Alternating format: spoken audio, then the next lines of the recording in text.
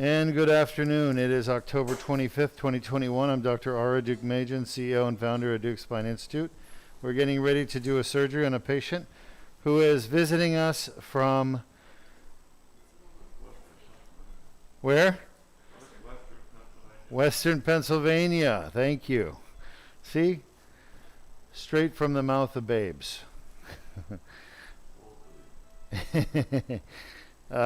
We've had 3 patients today from different states of the United States, all coming here, coalescing near Orlando on the Space Coast of Florida at Deuk Spine Institute to have their backs or necks fixed. So this patient has back pain, and it's worse, I believe, on the right side, and we're going to fix that today. He has 2 very bad discs that are damaged severely, and there is a tear in the disc that we're going to go repair. Let me know if it's uncomfortable, okay? Try not to move, but just say ouch, and I will give you more medicine to treat your pain, okay? Deal? Just don't be wiggling around at all. We're going to put you to sleep as soon as I can, but I just need your help in the beginning. I need you to be awake, to talk to me. I get lonely. Did you know that? He's like, yeah, right. All right, we're going to start with L5-S1. And you can see the double shadow on the pedicle, so we really need to fix that with some wag. He probably moved a little bit. Let me know when you're ready. That is worse. It's the other way. So folks, if you are interested in spine surgery and doing spine surgery, you need to get very comfortable using an x-ray machine. No, we're still off. I think you may have overshot it a little bit. Try going back the other way. And an x-ray machine really helps navigate, maybe you need to go further, the spine. And what navigation means, it means finding your way. We're literally going, that actually may be better. That may be better, but I think you need to bring the whole kit and caboodle south. Right? Just a little bit. And then wag again the same direction you were before. So before you set sail on a journey with a ship, before you get in a car and start going somewhere, you need to know the path to take. And that path leads you from a starting point to an ending point. And for this type of surgery, the journey along the way is a very straight shot. You're not too far off, actually, there. But you still need to know, to be able to see your target, where you're going to end up, your destination. And the destination for this patient will be a tear in the back of the disc at L4-5 and another tear at L5-S1. And these tears are located, remember, discs are circumferential. They're almost round. And the tears that we're targeting are in the back of the discs at L4-5 and L5-S1. And while I'm talking to you, we're busy trying to get the perfect navigational coordinates available to be able to do the surgery. I think we're as close as we're going to get at 5-1. Let's leave. Are you comfortable with 5-1? I mean, we're pretty darn close. I think we're off by half a degree, but that's about as good as we're going to get it. So I needed to have a reliable navigational information, and that's provided by the x-ray machine. We needed to set it up so that it was giving me that information. All right, are you comfy? Yeah, good. Just relax. Everything's fine. Shut. So I need to get down to L5-S1. And to do that, we're going to navigate past some bones and joints through narrow spaces like fjords. Shot. And you could see the bad disc at 5-1 is right in front of me. I really think we have an orbital issue though. But just leave it for now. Just leave it for now. It's not horrible. Shot?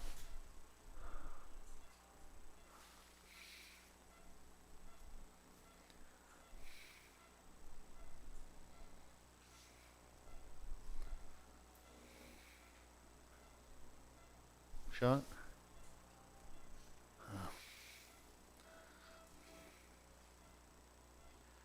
Let me know if you feel any pain, okay? Sir? Are you having any right now?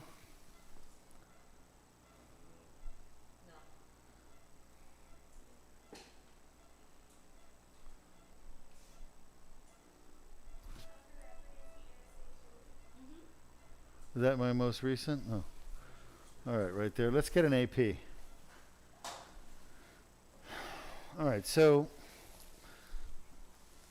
navigating is, we talk a lot about it in my surgeries because it's so important. And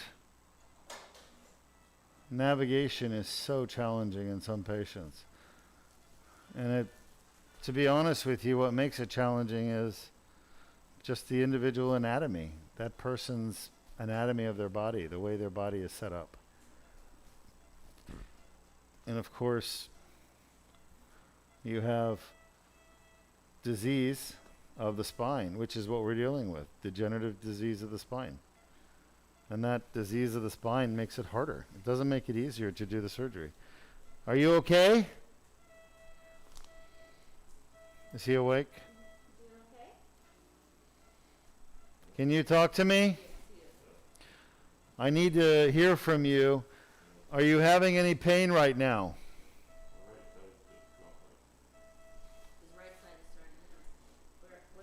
I need to know if the pain is in your back or down your leg.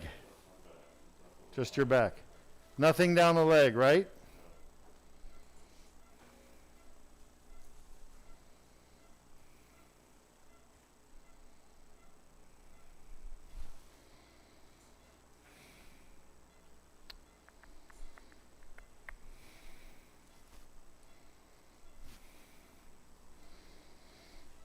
Let's go AP. So the challenges we have with this X-ray picture are rotation, where the vertebral body is twisted and it's not supposed to be. Lateral. We also have enlargement of the facet. I think I might want to come at a slightly higher approach. Slightly higher approach. I don't think this is going to be it. Are you okay? Yes.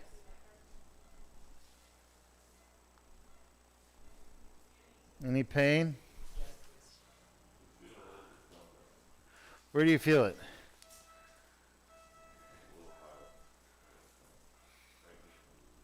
In your back. Yep. I understand.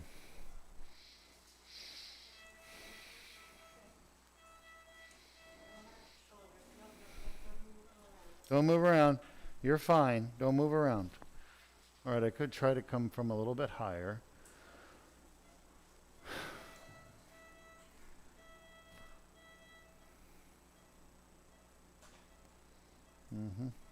That's what I'm going to have to do.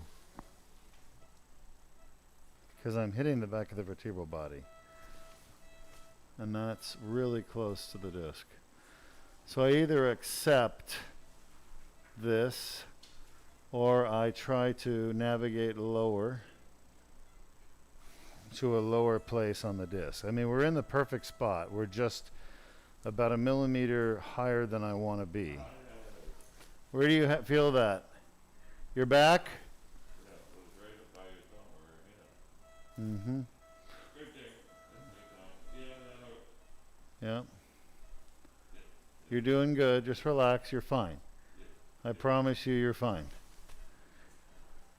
I'm thinking we keep it. You know? It's so hard to get to these places. And I think we keep it. and we just put him to sleep. Is that where you typically get your pain? In that area?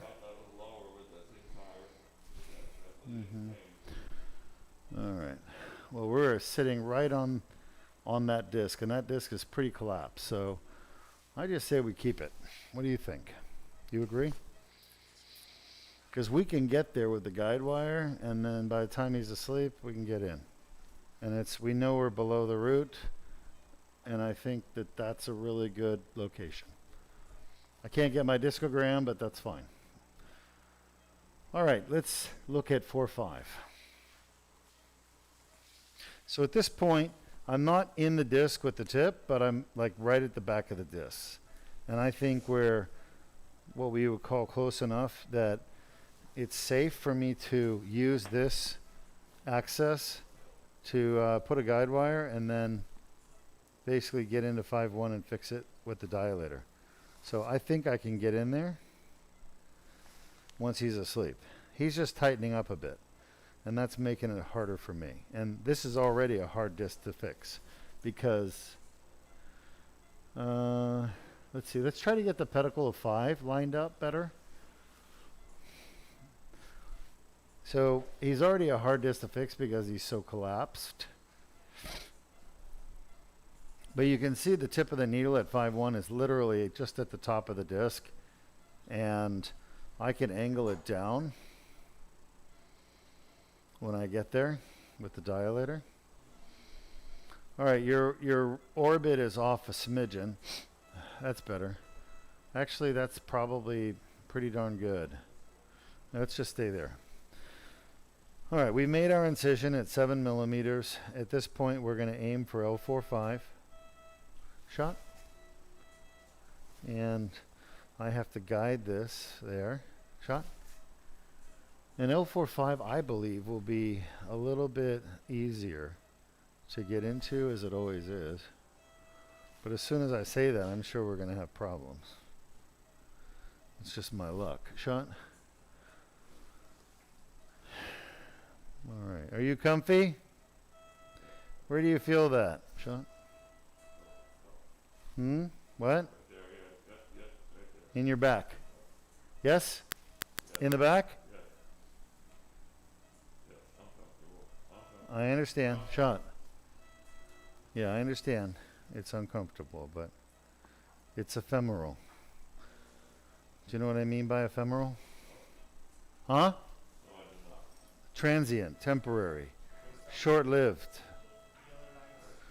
Well, the good news is we are where we need to be. So we're going to be putting you to sleep soon. Okay? So our first disc, we're only going to be able to test 4-5 because 5-1 we're behind it. All right? And 5-1 is so collapsed. You comfy?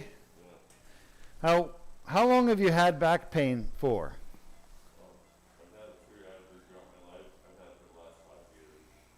Continuous or really bad the last 5 years? So throughout your whole life, but the last 5 years have been horrible. When did you first hurt your back? 78? Has it limited your quality of life all these years? Absolutely. That's sad.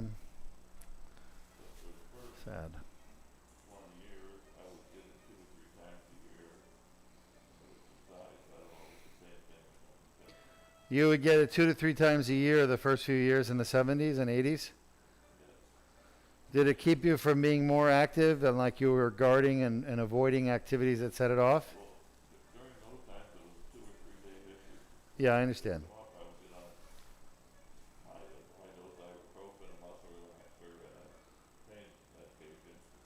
Yeah. Understood. So in the beginning, you know, back in the 70s and 80s, which is really 45 years ago, the pain would come and go. It lasts for a few days. It happened a couple of times a year, and then it got worse, right? All right. And do you have pain in your legs or your right leg? All right. All right. It's mostly back pain. All right. How bad is that on a scale of 1 to 10? That's like an 8 or 9. Just an 8 or 9? Didn't go over that? Well, I mean, that's arbitrary. The highest number it went to. It is arbitrary. Yeah. What number? I would say an 8 or 9. Is that where you typically get your back pain? In that area? I would say yes. All right. But I never get it like that. Well, not that bad. No, I understand. I get stabbed periodically.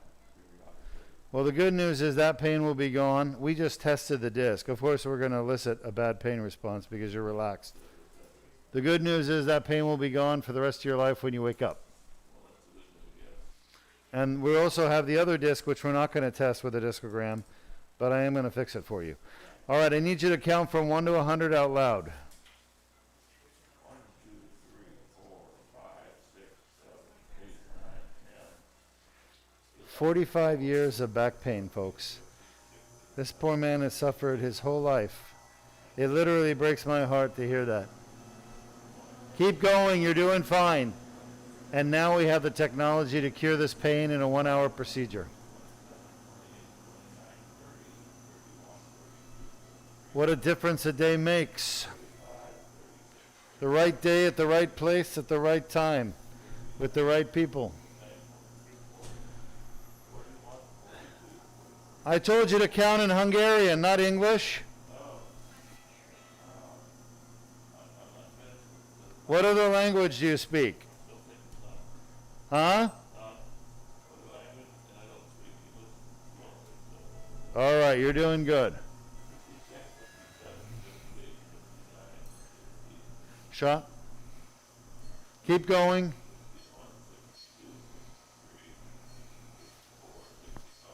Shot. All right, Diego, why don't we run an animation video showing people why patients have back pain from a herniated disc. What causes? Traumatic injury to the disc can cause annular tears to form.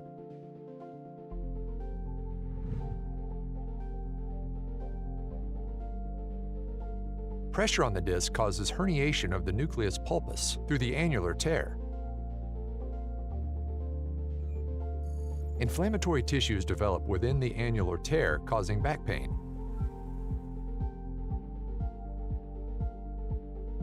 The inflamed annular tear generates pain signals.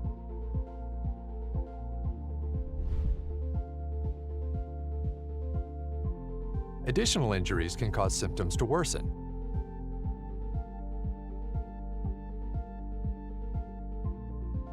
Inflammation from the annular tear can spread to nearby nerve roots, causing leg pain.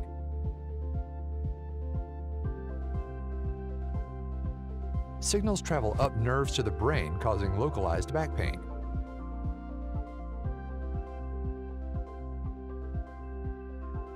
Pain signals reach the primary somatosensory cortex, causing conscious awareness of pain. If you have Your life. Okay, our patient is asleep and we are now with the dilator at the back of the disc at L4-5. We're going to do the 5-1 next, but we're starting with this one. And I basically used the guide wire to make my way down. And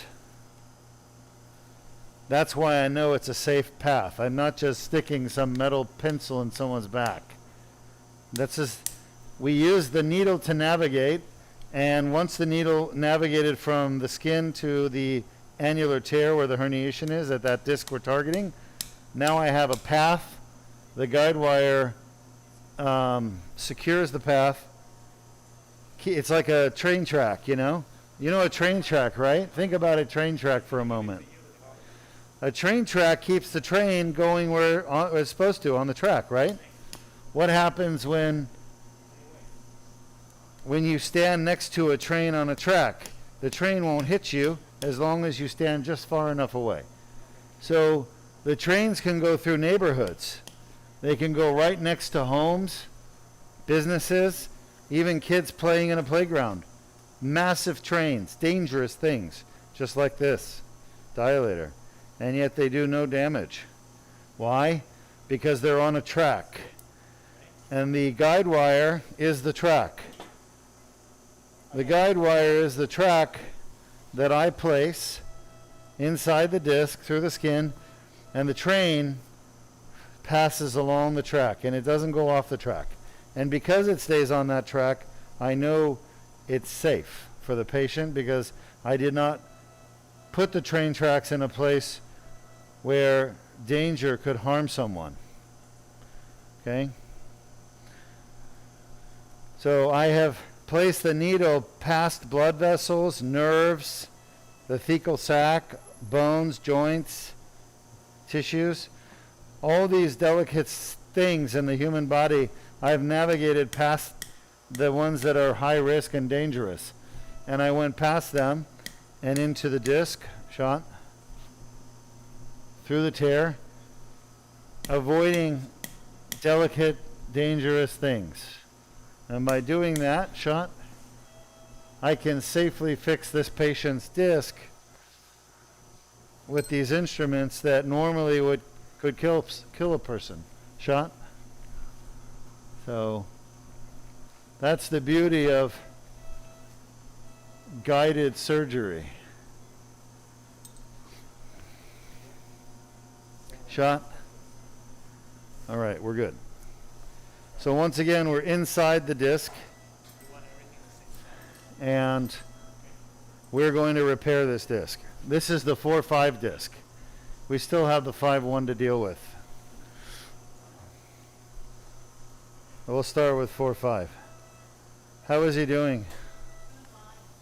All right, very good. So next, we're going to connect our suction line, this suction tube here, to our tubular retractor. And we're going to line it up. And we're ready to go. Now we're going to do both discs through a tiny 7mm incision. This is true minimally invasive spine surgery. There's nothing less invasive than this. That's surgery. This is the most invasive, least invasive, most minimally invasive spine surgery there is.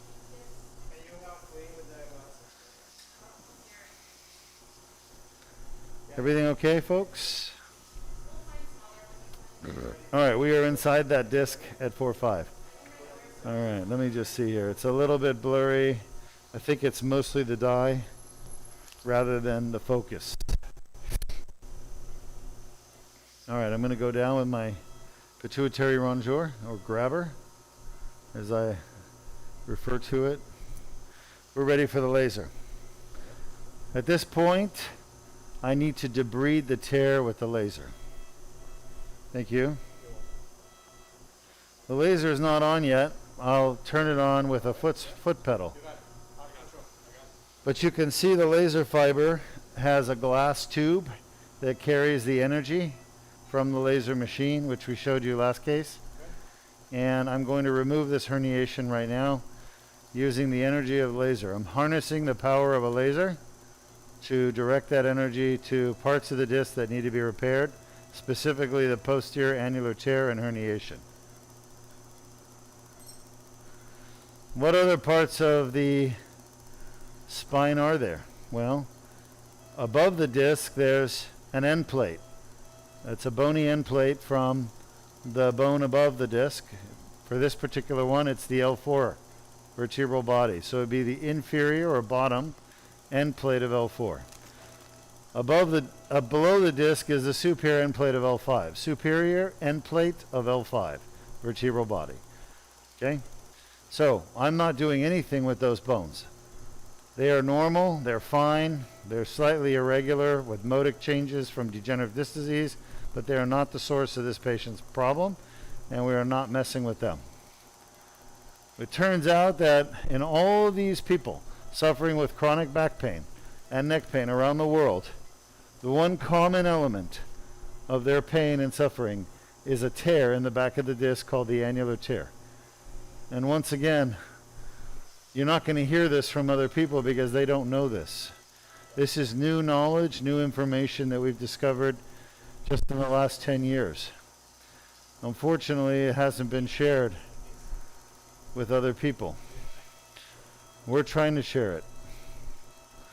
And the reason it isn't shared is multifactorial, meaning there's multiple factors. But the most important, I think you should know, is that the very powerful companies that make screws and rods, they don't want you to know, because this can be fixed without screws and rods, and that would essentially cut them out of the equation, rendering their companies insolvent.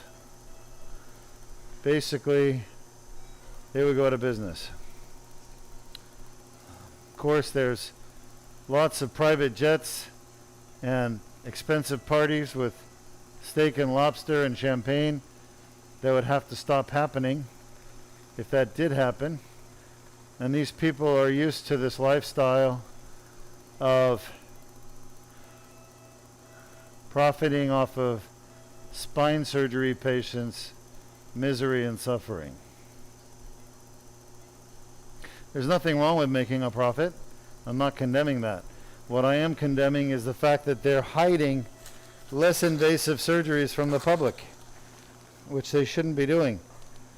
But they're doing it for business purposes. And we're exposing that to anyone who wants to learn the truth. Now, I still do fusions on certain patients that absolutely need a fusion, or ones that choose not to do the laser surgery but choose to do a fusion instead. Okay? But fusions are for the most part unnecessary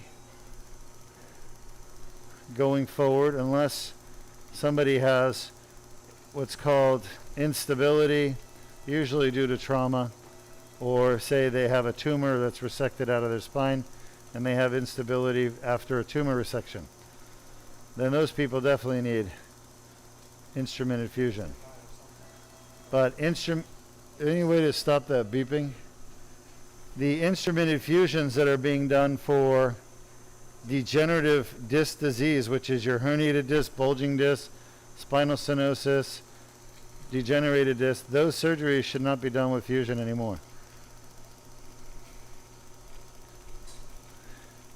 Now, it's an interesting thing to say, because the vast majority of spine surgeons still perform fusions. Well, here's the argument to the industry. There was a time, a long time ago, when screws and rods had not yet been placed in anyone's spine, and somebody did it for the first time. And when they did screws and rods for the first time, lo and behold, the patient did really well, and there was a successful surgery born out of that procedure.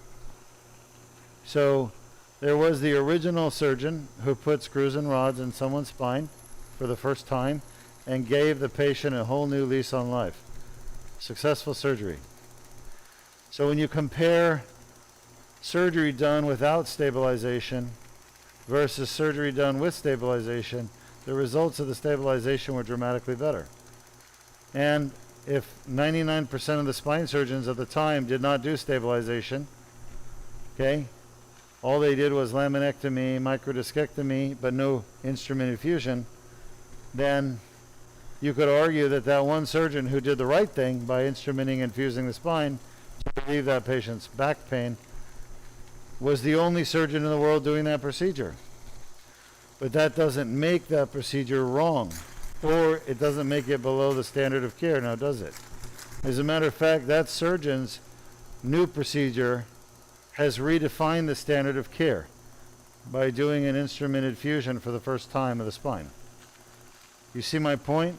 So as technology evolves and gets better in medicine in different fields, so does the standards of care. They have to evolve. They have to change. And right now, my argument is that spinal fusion for degenerative disc disease, herniated disc, and bulging disc is going to no longer be the standard of care. And that endoscopic spine surgery will surpass it and become the standard of care. And that's already happening in small pockets around the world. Endoscopic spine surgeons in China, are you okay? All right, do you want help? endoscopic spine surgeons in China and Korea are already doing more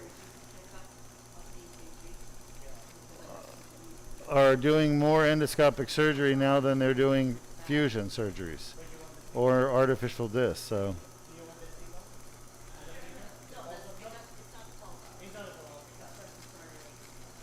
just about done with this disc.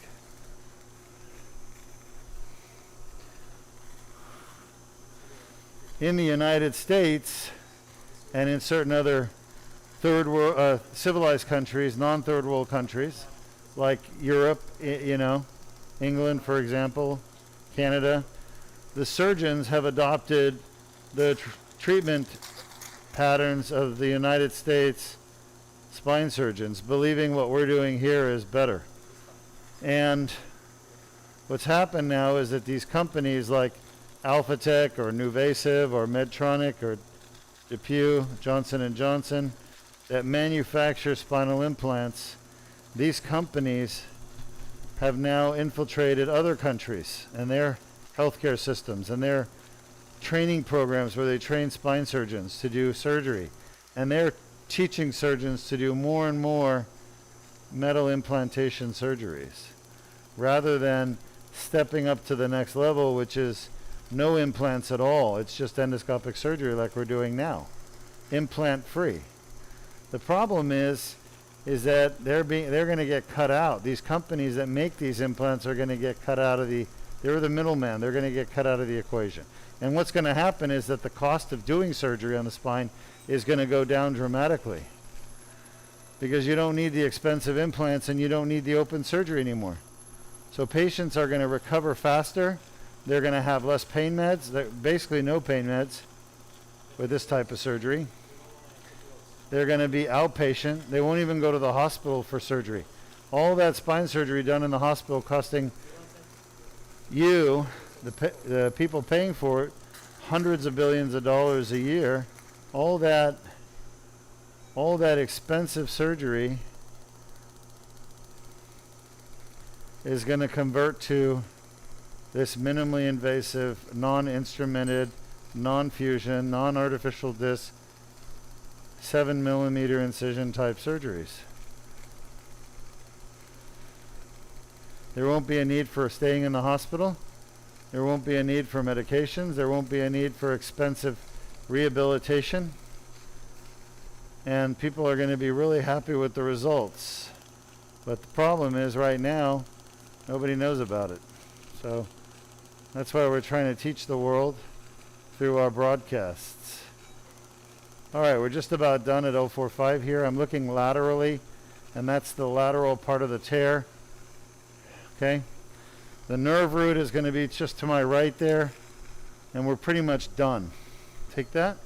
I'm going to see if I can see the nerve root real quick. Nerve root's up there in that fat. You see it kind of behind that fat? It's like a white thing. That's the nerve root. All right, wait. Let me just look. Looks good. All right, we're done. We had the nerve root protected behind the tubular retractor the whole surgery. And at the end, I pulled back far enough you could actually see the nerve root itself. Is he comfy? All right, here you go. At this point, we're going to put a little antiseptic. We've never had an infection with these surgeries ever. I've done about 1,400 endoscopic surgeries now in my career, just in the last 15 years. And we've never had an infection in not a single surgery.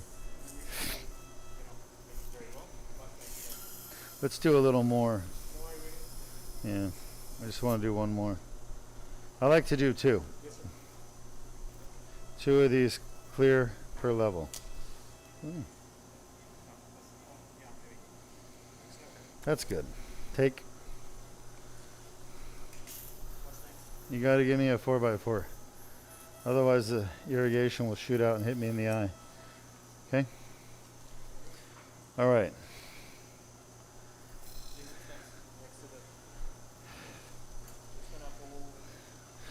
So what Luis is trying to teach you to do is to think ahead, right?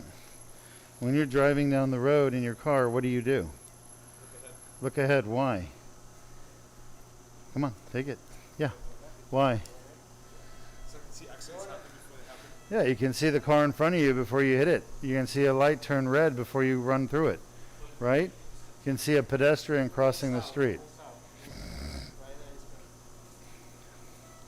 So the point is, by anticipating what's next and learning the steps, because there are steps to the surgery. Go ahead. Learning the steps, then you can anticipate. And the better you learn the steps, the better you can anticipate, and the more efficient surgery becomes, the safer it becomes, the more productive we are. Does that make sense? Not too hard on that needle. Is that where we are right there? That's a current picture? All right. Let's just do that first, hold some pressure. Get that, if there's any bleeding, we'll get it stopped. And then we'll move on to the next one. Okay, you all right there? Here, let me hold it. So what we're doing is putting a little bit of pressure on the muscles next to the spine. Shot. That looks good. We didn't cut any muscles under the skin. All we did was spread them open. But sometimes you'll spread a little vein, a tiny little vein will just rip inside the muscle, because muscles have a lot of blood supply. And you can't have no bleeding at all. But typically the blood loss we get is around 1 drop to, say, 20 drops max. And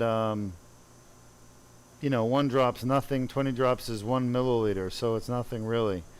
But if that bleeding happens in the muscle, you want to put some pressure, and that will stop it. Now, I don't know if the muscle's bleeding. I don't think it's bleeding, but it's better that you put the pressure anyway each time, just in case, as a precautionary measure. It's kind of like at a four-way intersection. You have a stop sign or you have a street light. So you stop at the street light or stop sign whether or not there's another car coming on the other way. You have to stop. It's a precautionary measure to avoid accident. So we put pressure every time we do a level, not because the muscle's bleeding, but because we don't want it to bleed. And so and you can't see inside the muscle with your eyes, so you might as well just put the pressure and hold it, okay? So you can never be 100% sure the muscle's not bleeding, because the blood could go down instead of up, and you won't see it. So it's better to just take the precaution than it just takes a few minutes to do the right thing. Dr. Deuk, do you have time for a question? Give me a minute and I'll answer the question. Okay. This is the hard part. No problem. So, actually, no, we're going to hold some pressure. Okay. No guide wire. We're going to hold some pressure. So I do have time for a question. Go ahead. Okay, well, we have a viewer on Facebook who says they were recently in the ER for something unrelated, and the ER doctor told her that she might need screws and rods in her neck. She has severe arthritis in C6 and C7. What advice can you give her, please? Yeah, so one of our viewers says they were told, watch the wire here, I don't know why it's flipped up. They were told that they went to the hospital and the emergency room doctor was concerned about their neck. So what the ER doctor is seeing is that you have a pinched nerve in your neck from a herniated disc, okay? And all the ER doctor knows to do to treat that is a fusion. That's what the ER doc thinks you're going to need. But the emergency room doc is not a spine surgeon. They don't know the latest treatments and techniques. They're not qualified to recommend a specific type of spine surgery. What they are qualified to do is to make a determination that there's something pinching your spinal cord or nerves and that you're going to need treatment. They just don't know what the best treatment is. So the most common treatment is a metal plate and screws, like he or she mentioned. However, that's not the best treatment. The best treatment is what you're watching here, which is endoscopic spine surgery. because there is no screws and metal plate. But unfortunately, most ER doctors don't know about endoscopic spine surgery. Shot?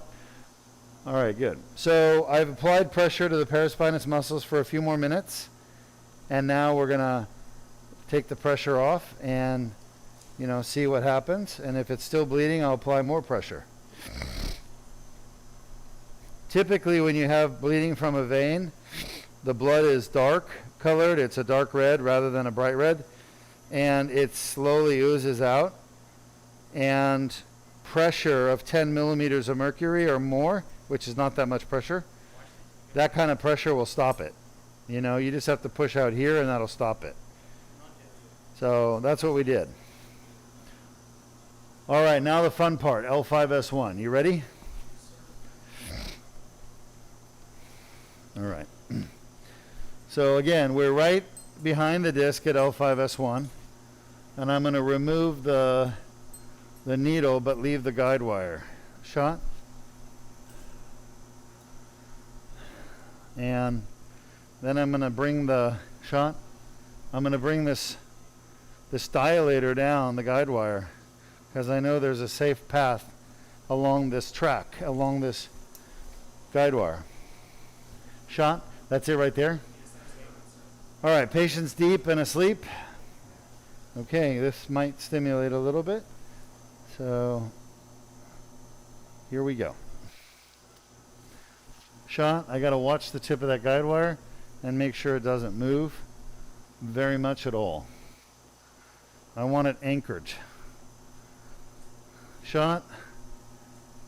Very nice. Shot. Yep, I'm passing the facets. Shot. Yes, perfect. Getting down past the facets and the foramen. Shot. All right. Not too bad so far. Shot. I just got to get to the back of that disc. I'm almost there. Mallet. And again, the problem is, and this is the hard part. The problem is that we need to angle the tip south. I need to angle that tip south. Shot.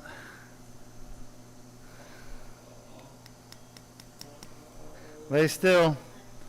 This is his bad disc, so we're right in the area of the bad disc. I could stop if you need me to. Huh? Take that. Yep. No worries.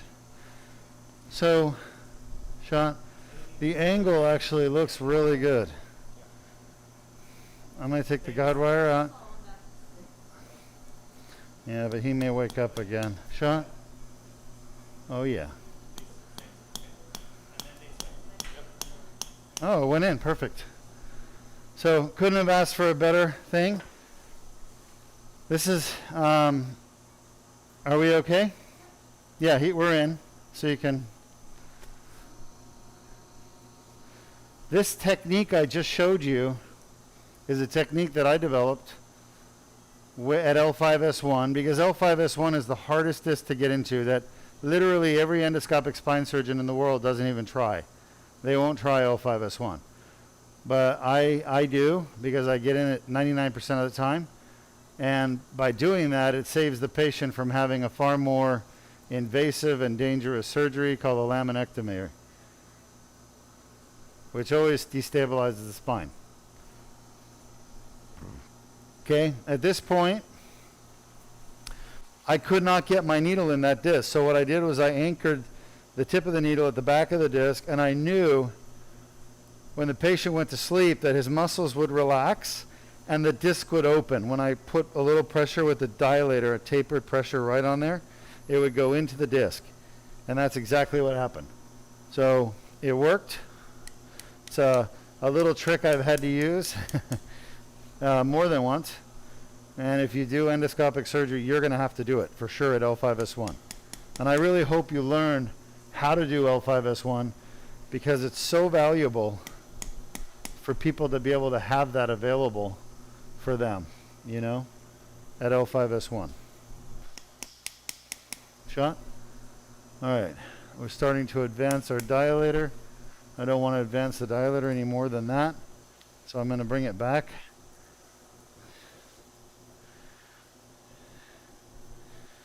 Shot. By the way, if you're wondering, is this surgery FDA approved? It is 100% FDA approved. We don't use anything here that isn't. Shot. That's looking good. We're done. So I've removed my dilator and I'm left with a tube. We'll pull the x-ray machine out and we'll be finished after we're done here. So we've repaired 2 discs and we did it all through one little cut on the back, 7 millimeters. This is why people travel around the world to come here to Deuk Spine Institute. This surgery is not done anywhere else. Endoscopic surgery is done elsewhere, but not this Deuk laser disc repair. And what's unique about my surgery is I'm the only surgeon in the world that repairs and debrides the annular tear. I'm sure there will be copycats, and that's fine. But the first time it was done and the first time it was ever published is here. But the rest of the world will eventually catch on, I hope, and start doing this surgery rather than fusions and artificial discs. Because it's a lot better for the patient. A lot safer than open surgery.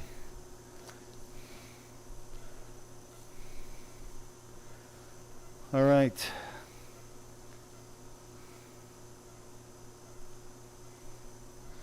Yeah, we didn't do a discogram, right? So there won't be a blue dye. So don't expect it. Laser. To take the grabber. So we're inside the L5-S1 disc through the right foramen. And you're seeing inside the disc. I'm going to grab out any pieces of herniation that I can that are easy to get. Look how red that tissue is, how pink it is. That's inflammatory tissue. Diego, have you, why don't you play the video on the Deuk laser disc repair, what we actually do in here. That animation, so people will understand.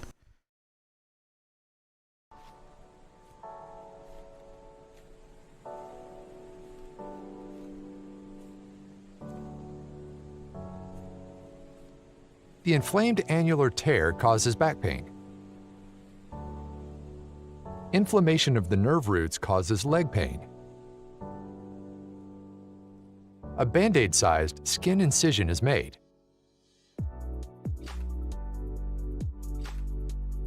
A small tube is inserted without damaging the bone or soft tissues.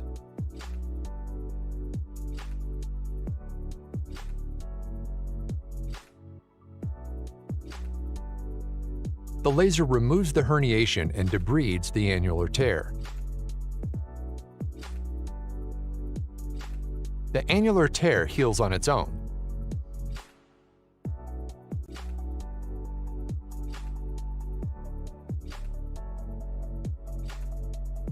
If you have a herniated or bulging disc and back pain, submit your MRI for a free review at www.mri.deukspine.com. 2, 1. Welcome back. We're just hitting this annular tear, debriding it with the laser. You can see, laser being the blue tube, the blue thing, with a little glass pipe in the middle. And so far everything's going well. The colorful stuff down here, this kind of a golden color, is calcium. It's basically spurs inside the damaged part of the disc, which is the herniation and the annular tear. And it comes from a process called dystrophic, spelled D-Y-S-T-R-O-P-H-I-C, calcification. Dystrophic calcification is just your body marking tissues that are damaged with calcium. Oh, you're making me so angry here. Please, don't pull this. Take that, please.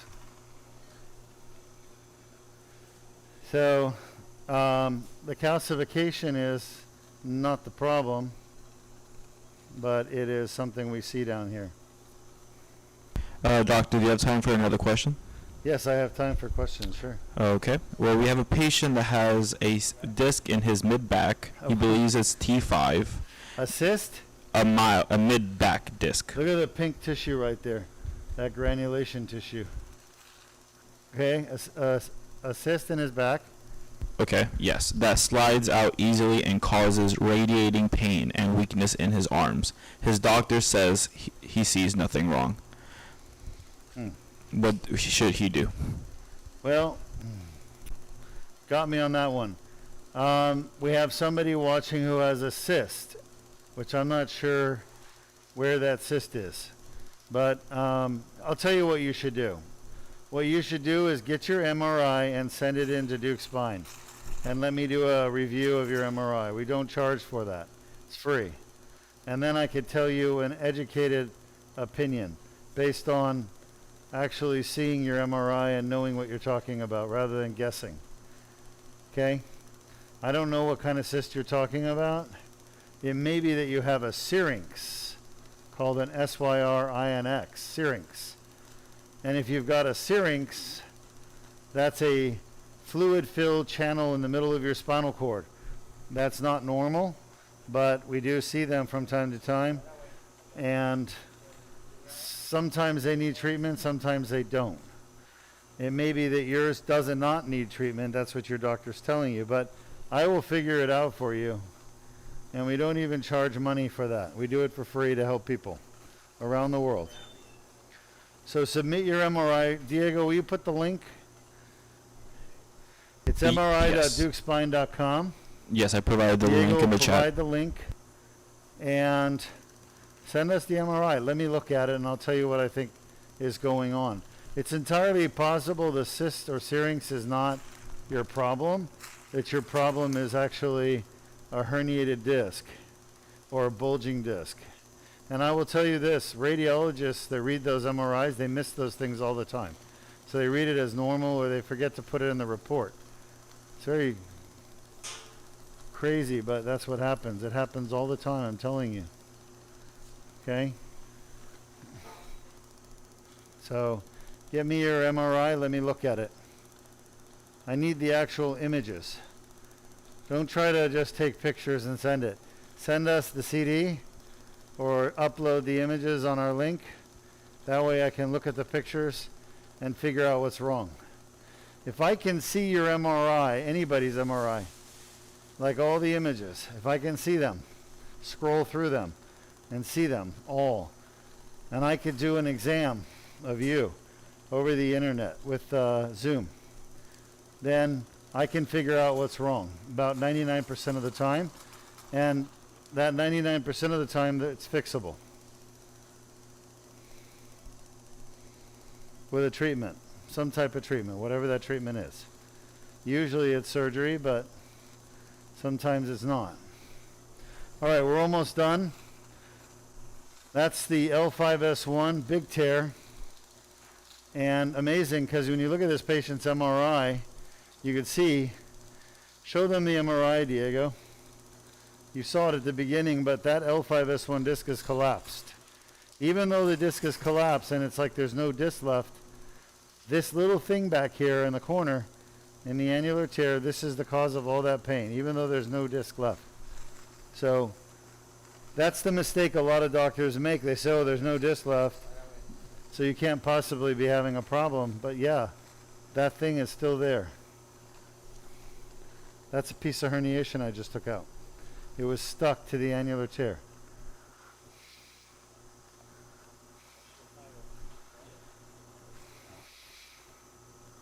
Great questions from our audience.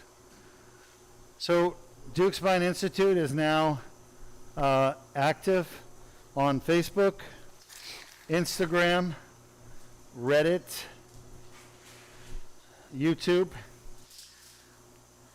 and Twitter and LinkedIn. Twitter And LinkedIn. and TikTok, right? Oh yeah, and TikTok too. And TikTok.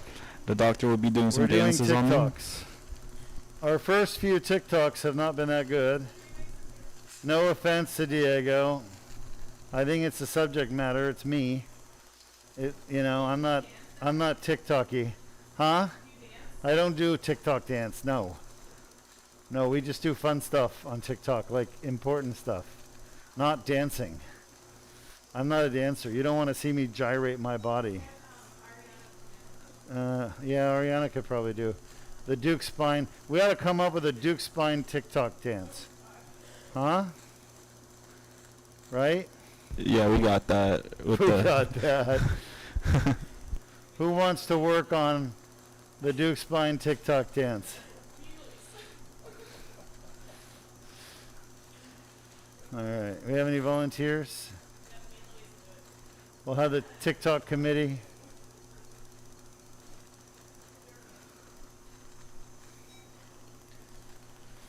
All right. Any more questions from our audience?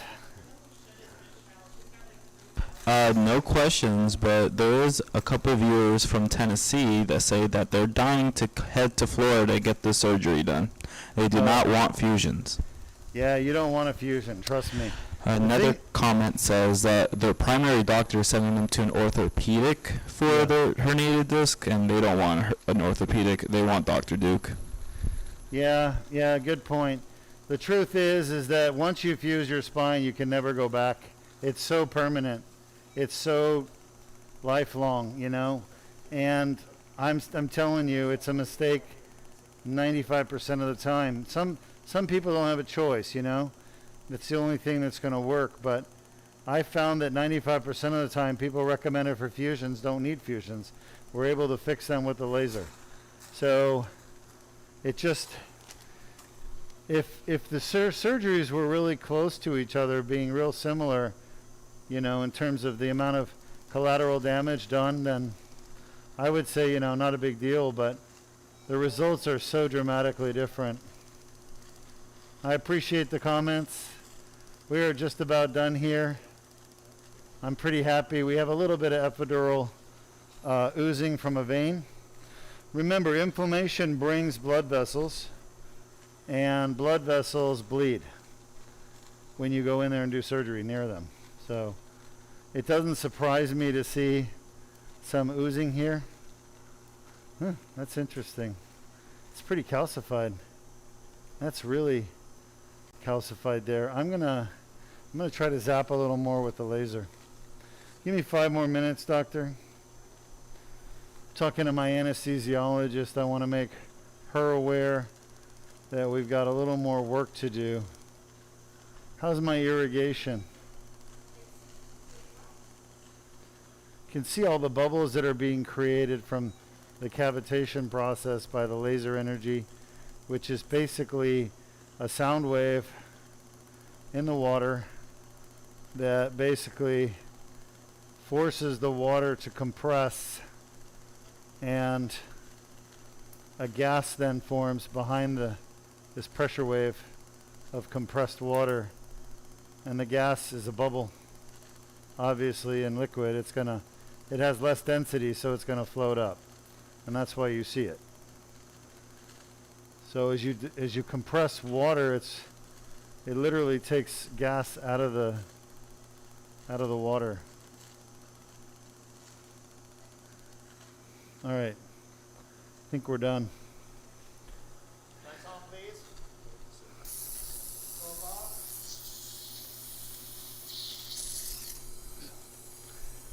Again, a little antiseptic made here at NASA, just down the road. We are on the Space Coast of Florida. The Space Coast is Brevard County. That's where we're located. And Yeah, we have more.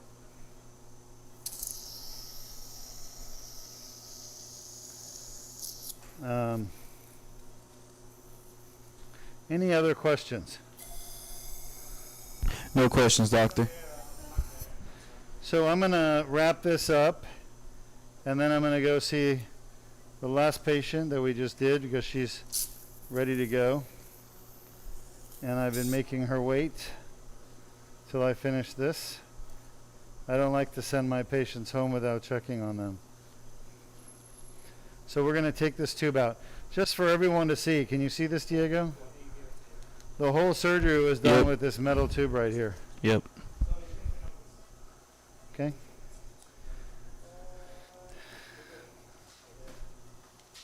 Come on, man.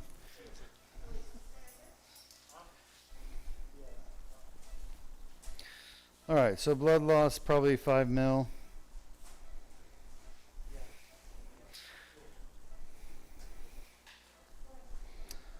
It doesn't surprise me. Some people have a lot of inflammation in the area of the disc that we're repairing. And so when we get down in that area, you got a little disc material there. We get down in that disc area, we get a little bleeding. Nothing much. Definitely less than open surgery. All right, we're going to use a stitch on him. We have one more question. You have time? Of course. Do you work on a person that has lumbar radiculopathy? Yeah. Radiculopathy. Come on, put your hand here. Make a fist. Put pressure. You clean this up. Keep the pressure there.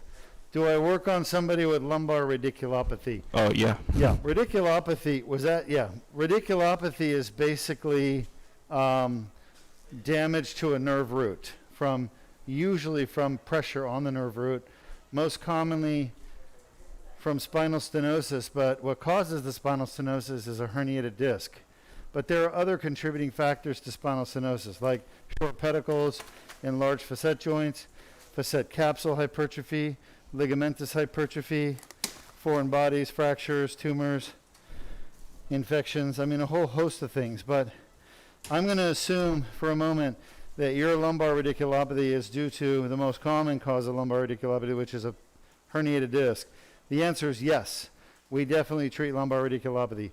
This patient, I don't think had lumbar radiculopathy. We just did because he didn't have any leg symptoms, but I can't remember if he had weakness or numbness on exam. But if he did have weakness and numbness, then he's got lumbar radiculopathy. So people will come in, they won't even complain about pain down their leg, but they have some weakness or numbness on exam. We find it, and they're like surprised they even have it. They didn't realize they had it.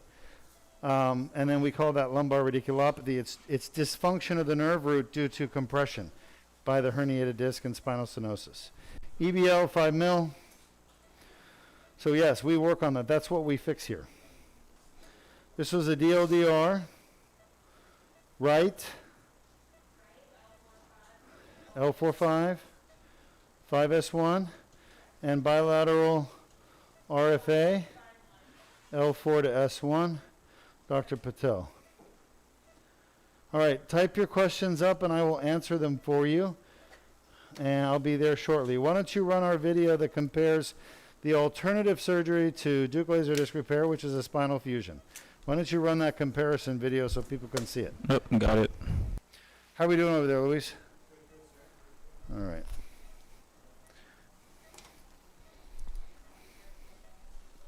Thanks, everyone. Thank you, Luis.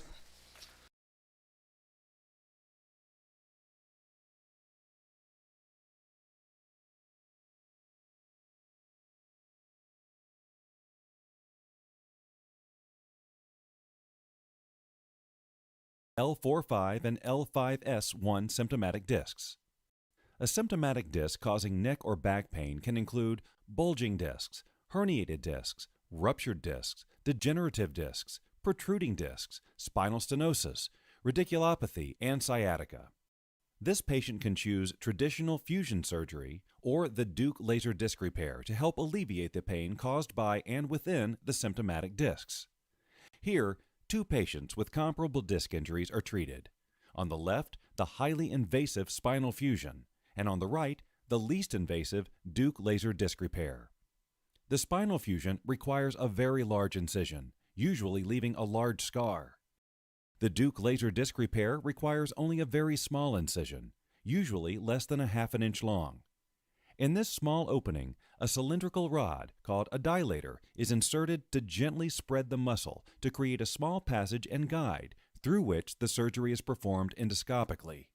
The incision for the fusion continues, including penetrating the skin, fat tissue, and multiple layers of muscle through to the bone.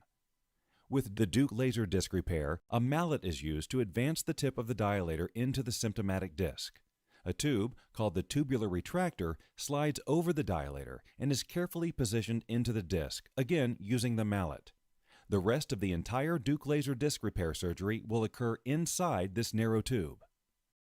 To access the spinal fusion requires the muscle to be separated from the vertebrae. This very invasive action causes trauma and permanent damage to the muscles. Whereas in the endoscopic Deuk laser disc repair, the muscle is not damaged. The endoscope camera is inserted into the tubular retractor to allow the surgeon to guide the laser inside each symptomatic disc. To accommodate the fusion hardware, a large bone grabber is used to perform a laminectomy by removing bone from the spine. The fiber optic laser used in the Deuk laser disc repair is manipulated with great accuracy to remove only painful inflammatory tissue from the disc. In this highly magnified view, the laser is used to precisely remove damaged disc material that is causing the pain. The laser is debriding, or essentially vaporizing, damaged tissue in the disc's outer layer, or annulus, specifically at the annular tear, the source of the rupture or herniation and pain. After the fusion patient's damaged discs are removed, a metal or plastic cage housing bone grafting material is inserted in place of the removed discs. Once the laser has removed the painful part of the annular tear, the endoscope and tubular retractor are removed, leaving less than 1/2 inch incision in the skin, which is closed with a single stitch, Steri-strips, and a Band-Aid. Total time for the Deuk laser disc repair surgery, approximately 1 hour. The fusion, however, is still underway. Holes in the spine must be tapped in preparation for the large pedicle screws that anchor the fusion hardware. The Deuk laser disc repair patient is in recovery usually 45 to 60 minutes before release to go home. The fusion screws are inserted into the bone, as shown in the X-ray. After all screws are in place, rods are used to connect the screws together to prevent movement of the secured vertebrae. Crosslinks are added to bridge the rods together for additional stability. Fusion hardware, by design, is to fuse joints that normally move, preventing natural movement in the damaged portion of the spine. Whereas with the Deuk laser disc repair, there is no loss of movement. Normal movement and flexibility of the disc and joints is preserved. The Deuk laser disc repair patient is soon back home, enjoying life, with a very fast recovery, allowing normal activities without pain. Meanwhile, bone graft material is placed throughout the fusion surgery site. These morselized pieces of bone will eventually grow together to help promote the fusion process.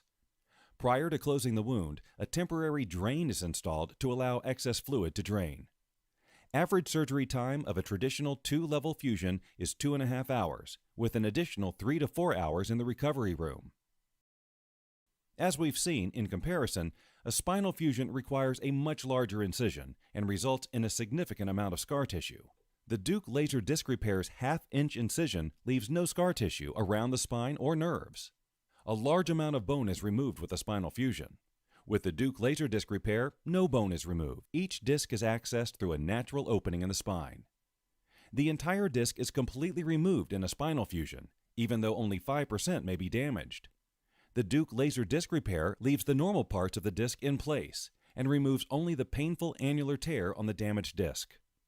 Fusion requires hardware, including screws, rods, plates, etc.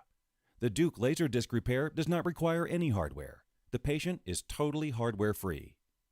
Fusion surgery is very invasive.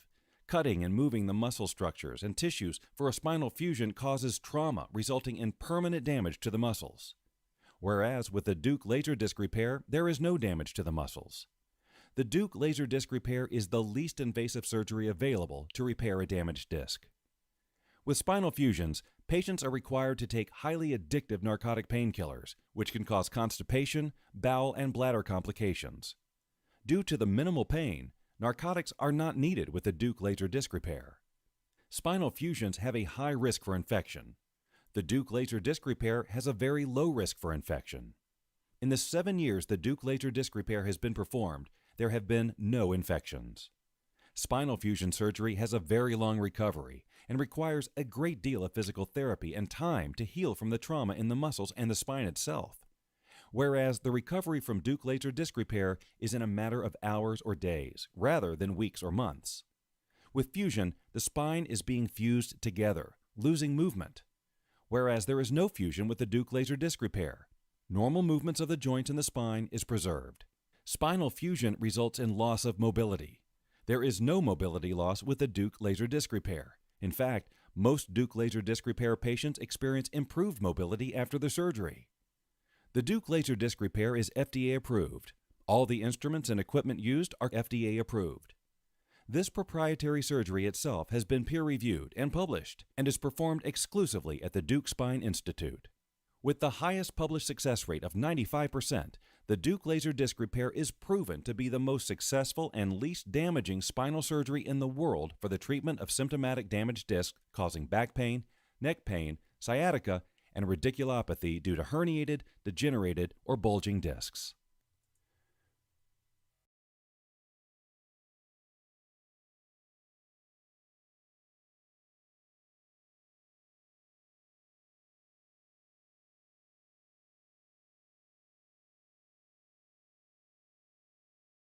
Alright, sweet. So you'll be over in 3, 2, 1. You are. Yeah, go ahead. Hi, Dr. Deukmedjian, and we're finished with a surgery here that was a Deuk laser disc repair at L4-5 and L5-S1. And I just checked on the last patient who had a bilateral L3-4, left L5-S1. She's fantastic. They were waiting for me to go home, her and her husband. And where did they travel from? I think they came from New Jersey, right? Yeah. Yeah. So today we had our first patient from Seattle, Washington, our second patient from New Jersey, and our third patient that we just finished was from Pittsburgh, right? Yeah, Pittsburgh, Pennsylvania. And everything went well.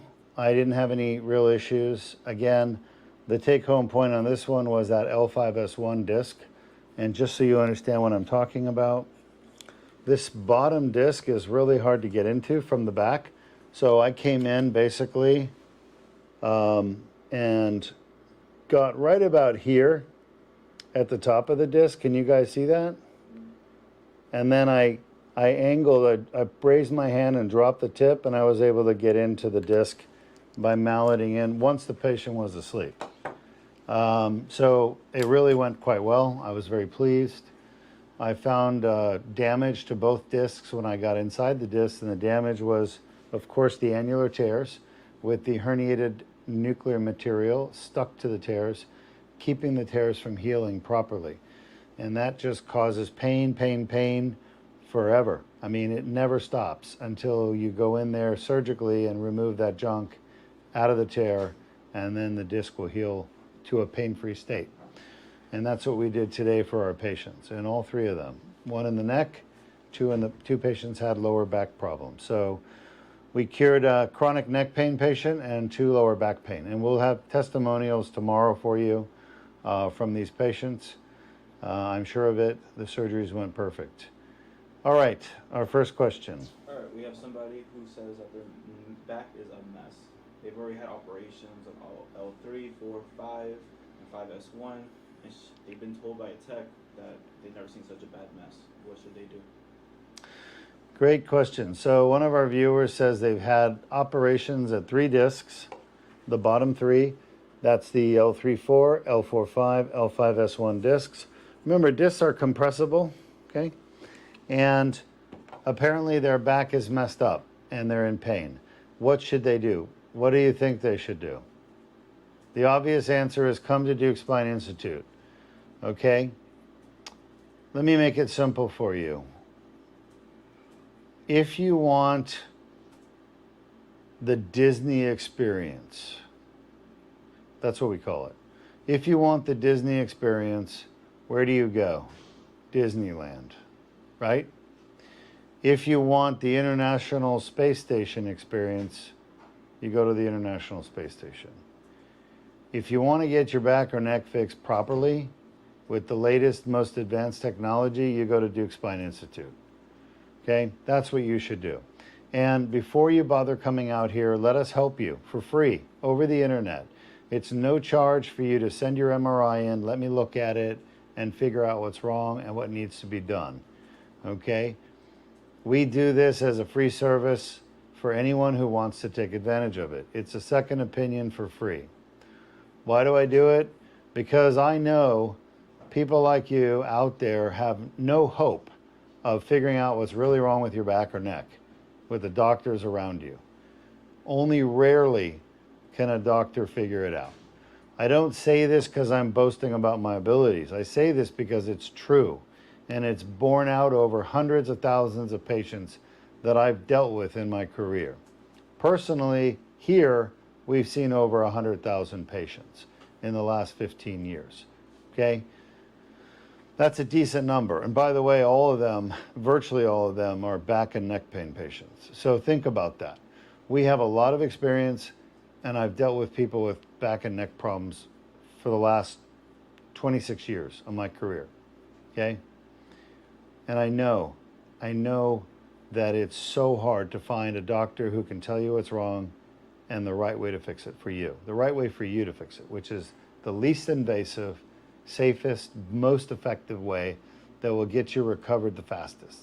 And we have that treatment here at Deuk Spine Institute. It's called the Deuk Laser Disc Repair. It's only here, it's not anywhere else, and that's why I know you have to come here if you want the best, okay? So let's start with a free MRI review, and we'll do a free Zoom visit with me, where I can look at your MRI with you and show you what's wrong and answer your questions for you, okay? Once again, it's all free, no charge, no obligation, no marketing, no commercials, no advertisements. It's just straight up, we want to help you.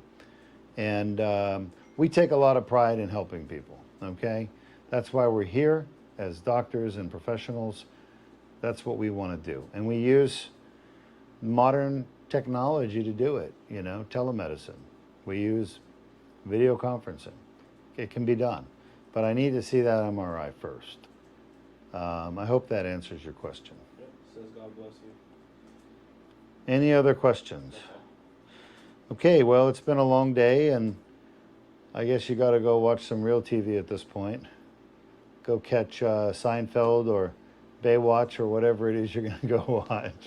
Enthusiasm. Go watch Spine Scams Exposed on YouTube. But thank you for joining us. It's always a pleasure for me to be with you and teach and help people suffering because I know how hard it is to find good care and good help. Have a good night.